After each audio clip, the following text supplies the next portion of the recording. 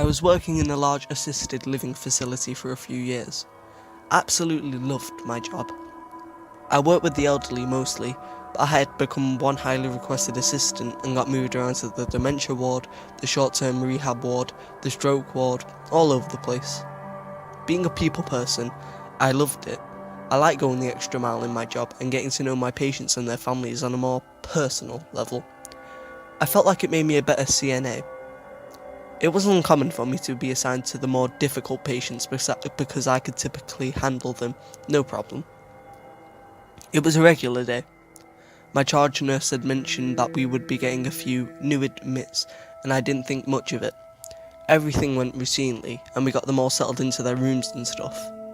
One patient in particular was already being a handful and tried to escape a few times, so we needed to move him to a more secured unit. I could hear him yelling and cussing out everyone, telling them that they were idiots, and that it was unnecessary to be doing all this. A few of the nurses suggested I try to go calm him down, so of course I said yes. I put on my most charming smile and waltzed over to ask him what was wrong. He immediately took a liking to me and calmed down.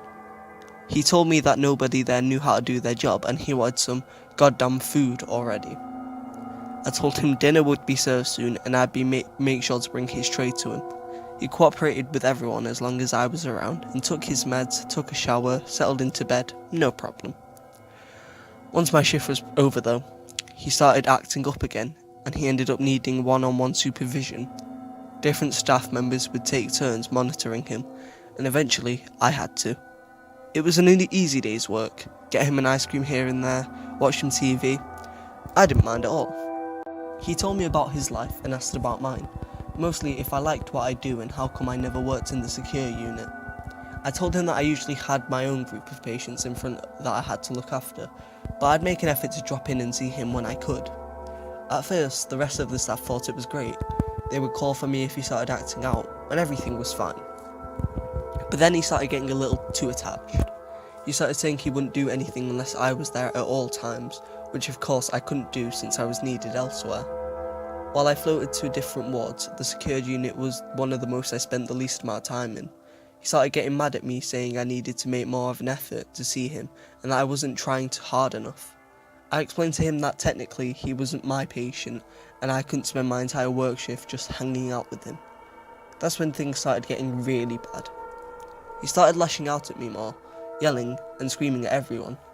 He was becoming violent, and not only with the staff, but with the patients. He was a liability. I had to drop something off in the secured unit one day, and one of the other CNAs told me he was asking for me. So I popped my head in and he started saying things like, "There's my girl." I felt uneasy, but remained calm on the outside. If he was in a good mood, then I didn't want to be the one to ruin it for everyone else, but he gave me a huge hug and kissed me on the cheek, immediately making me feel queasy. I kind of laughed it off and got myself out of there as quickly as possible. I avoided the secured units at all costs. He started telling the nurses he only wanted me to take care of him, and when they said that wasn't possible because that wasn't my ward, he started going to my bosses and the heads of the facility saying he only wanted me to look after him. Luckily, my bosses had my back and told him there was no way I could be assigned back there due to my high demand in other wards. I was already running all over the place and the secured unit was completely out of my way. He didn't like hearing that and started threatening everyone, saying that they would be sorry and this wasn't the end of it, and so on. My bosses called me into office as soon as I walked into work the next day and explained that I wasn't allowed anywhere near that wing and to avoid any contact with him. I had no problem with this and went about my day. He would start banging on the doors to the security unit, demanding to be let out and saying that he needed to see me. My anxiety was through the roof and I had even called out a few times because I didn't want to see him. The facility was working fast to get him out of there because they had reason to believe that I could possibly be in danger with his violent behaviour. On top of all that, it didn't help that some of the other staff members were whispering behind my back, saying that I let this all happen and I was always flirting with him, and a bunch of other ugly things. Eventually they got him discharged and I felt a huge weight lifted off my shoulders. Other than people still talking about me behind my back, I feel like I could do my job properly. I didn't let the negative and disgusting comments change the way I treated my patients with open arms and an open heart. Things started to go back to normal. Also, I thought, On one of my days off, I got a call from my co-worker. She told me that he called the facility asking for me. She told him that I wasn't in for work that day, and he started to ask for my schedule.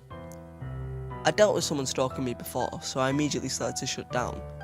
She told me that she had already informed our boss and that I should go to the heads of the facility when I came back to work the next day. So I did. My nightmare was finally coming to an end. A month or so later-ish, this was a while ago so I can't remember exactly how long, I was at work getting people ready for bed and suddenly everyone started talking and whispering like crazy. My phone was ringing off the hook, so I finally took a call from one of my charge nurses. She told me that he had been murdered in jail and to check out the article she sent me.